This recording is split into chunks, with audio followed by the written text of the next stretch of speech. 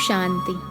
आज 19 सितंबर 2022 की बाबा की साकार मुरली है।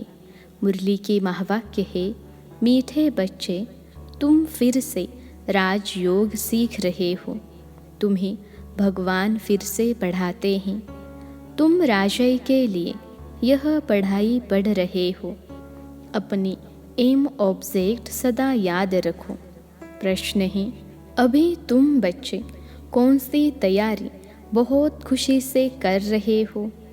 उत्तर है, तुम अपना यह पुराना शरीर छोड़ बाप के पास जाने की तैयारी बहुत खुशी खुशी से कर रहे हो। एक बाप की ही याद में शरीर छूटे, गुटखा न खाना पड़े, ऐसी प्रैक्टिस यहाँ ही करनी है।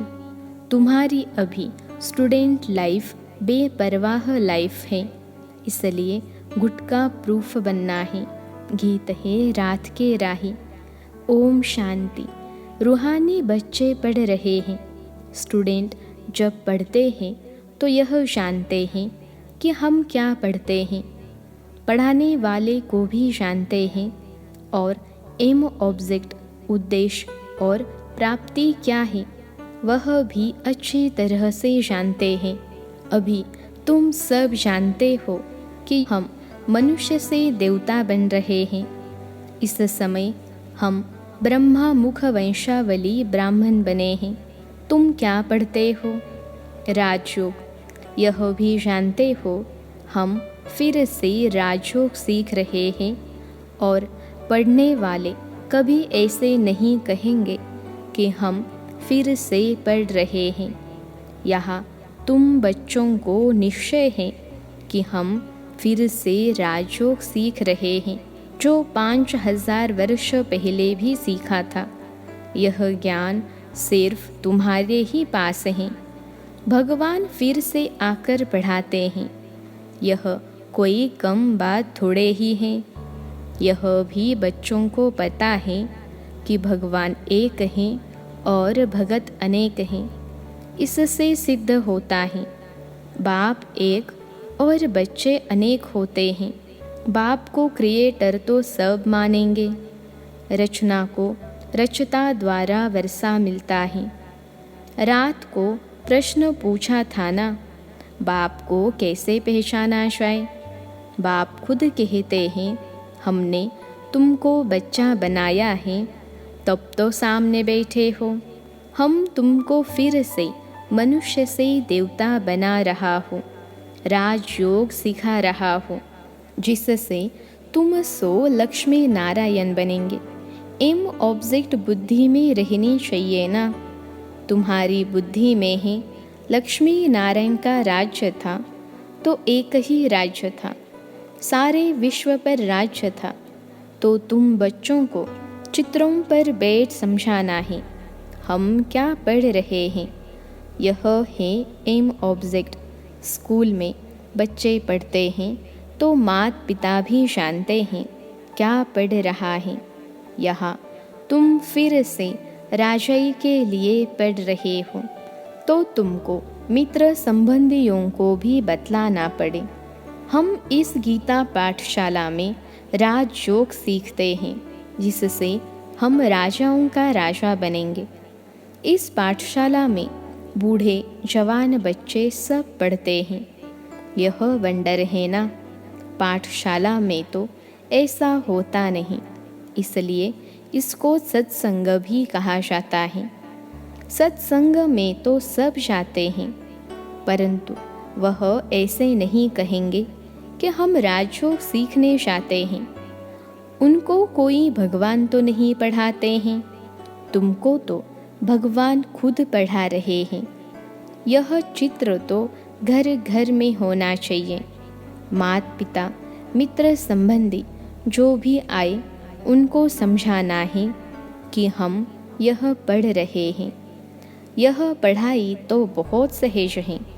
नाम ही है सहज ज्ञान, सहज राजयोग। राजा जनक को भी सेकंड में ज्ञान मिला और जीवन मुक्त हुआ। मनुष्य भी कहते हैं हमको जनक मिसल ज्ञान चाहिए। जो हम गृहस्थ में रहते पा सकें। यह तो बहुत ऊंच पढ़ाई है। मनुष्य से देवता बनना है। देवताओं की महिमा कितनी ऊंची है। सर्वगुण संपन्न यह है मृत्युलोक, वह है अमरलोक। पति दुनिया आसुरी, पावन दुनिया है दैवी दुनिया। पावन दुनिया में जाने लिए पवित्र बनना है। लक्ष्मी नारायण पावन थे ना, अभी तो वह है नहीं। यह तो पतित राज्य है, फिर से पावन बनना है।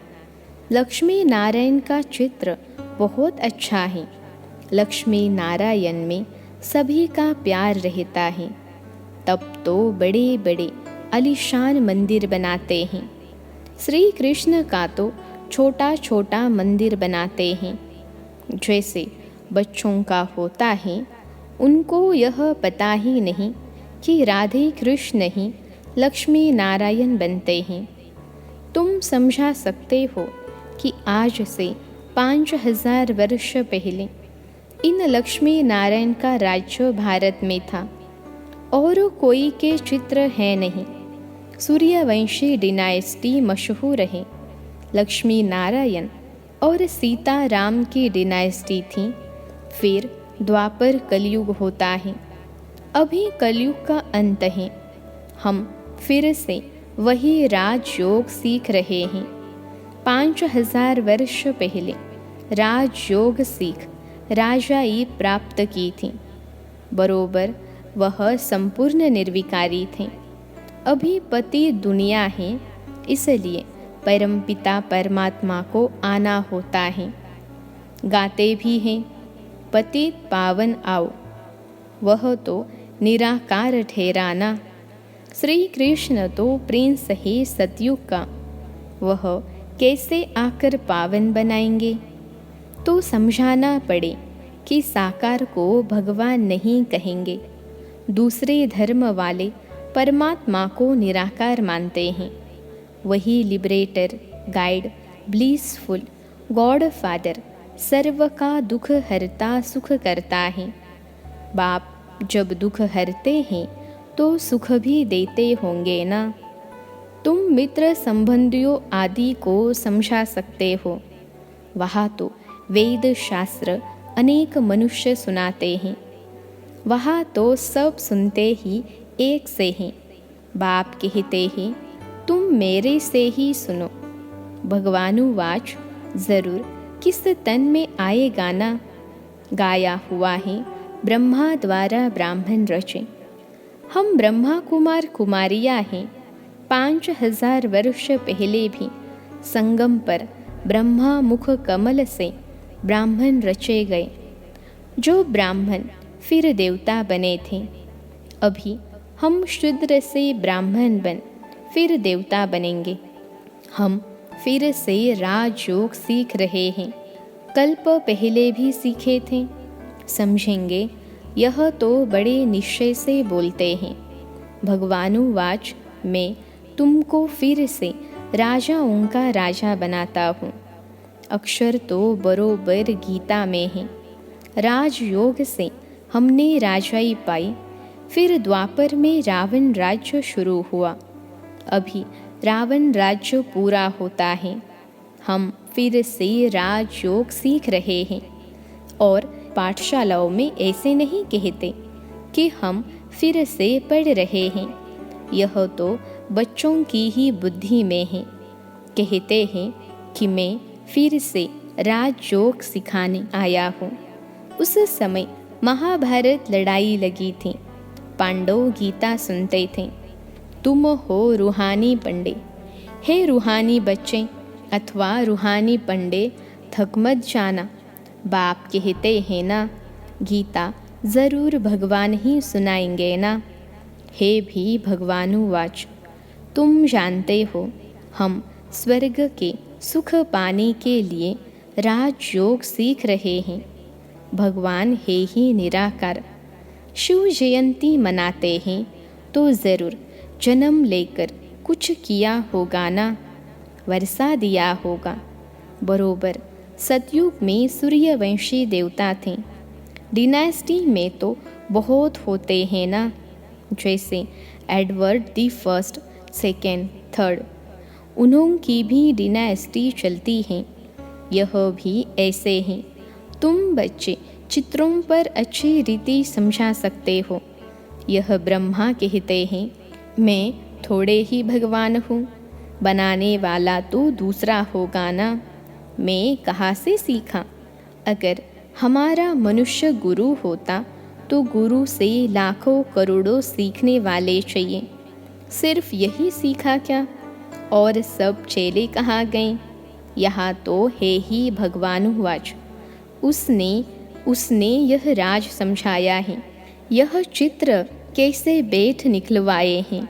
लक्ष्मी नारायण बचपन में राधे कृष्ण थे। गीता का भगवान कहते हैं, मैं कल्प कल्प कल्प के संगम युग पर आता हूँ। प्रलय की तो बात ही नहीं। तुम भी कहते हो, हम फिर से देवता बन रहे हैं। शिव जयंती भी गाई जाती है। लाखों वर्ष तो नहीं हुए, बाप बैठ समझाते हैं। इन शास्त्रों आदि में कोई सार नहीं है। यह पढ़ते पढ़ते तुम्हारी कला उतरती गई है। अभी तो कोई कला नहीं रही है।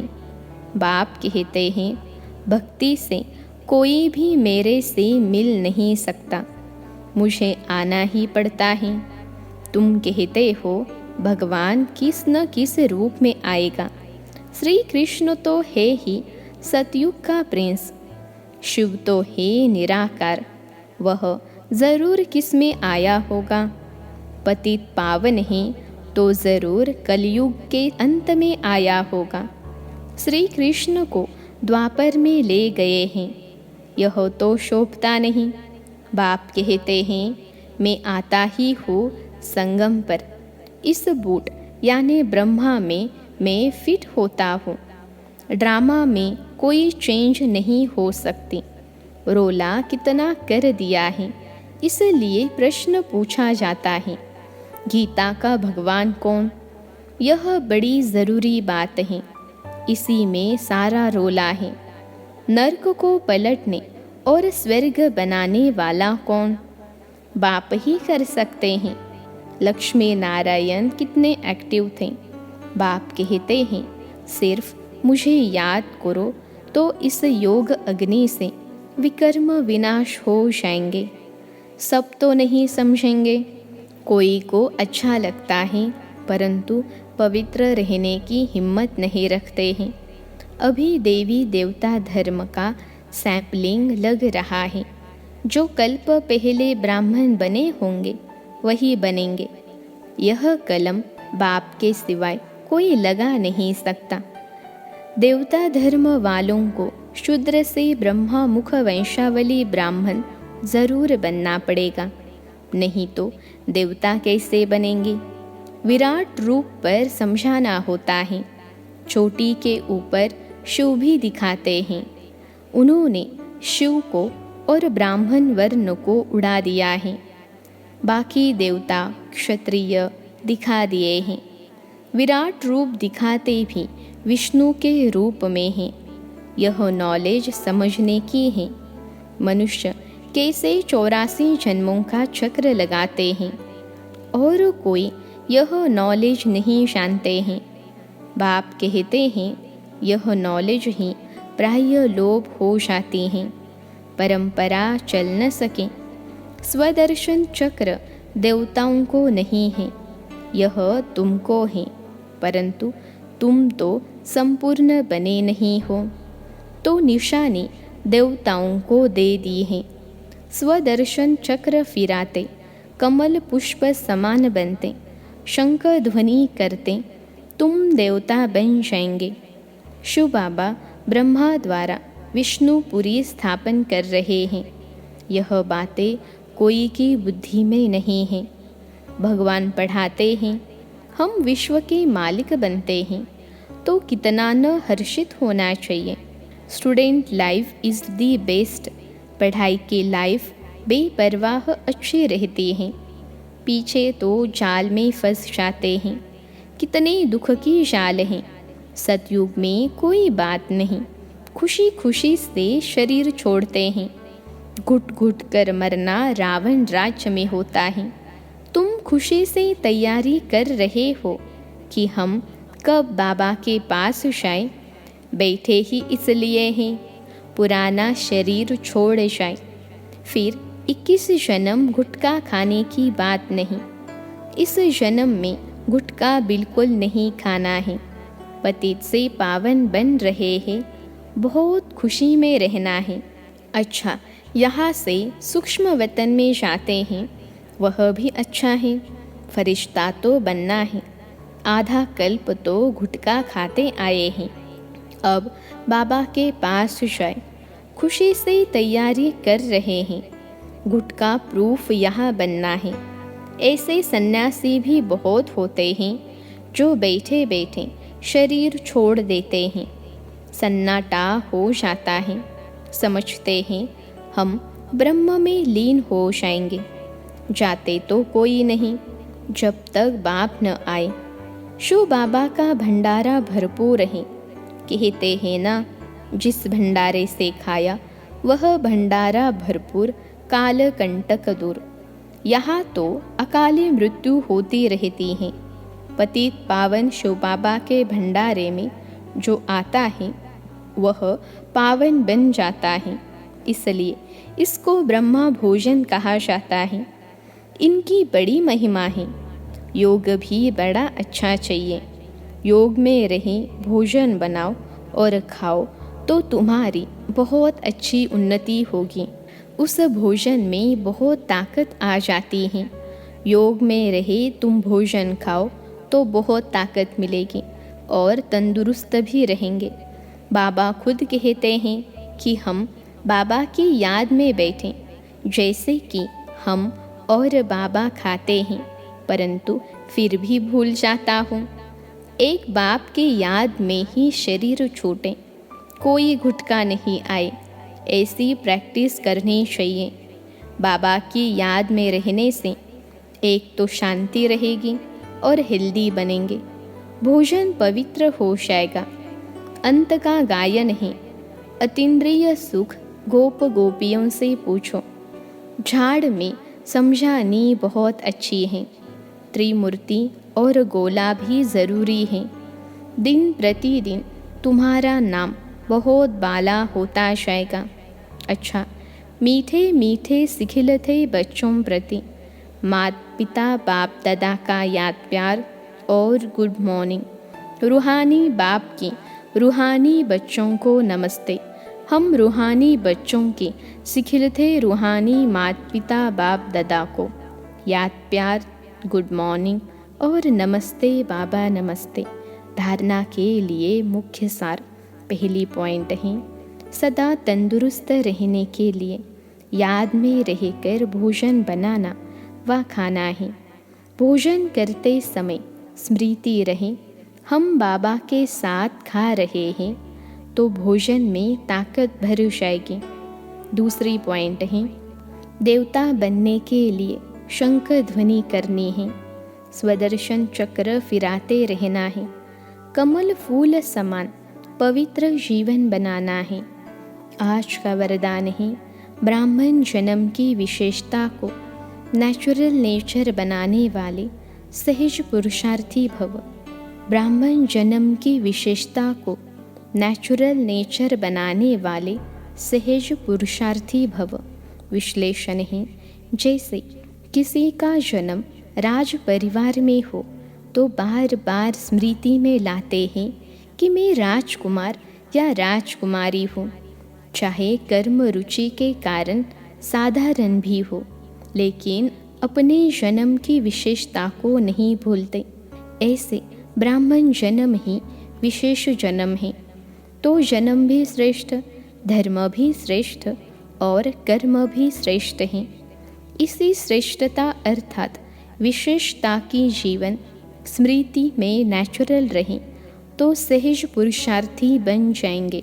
विशेष जीवन वाली आत्माएं कभी साधारण कर्म नहीं कर सकती।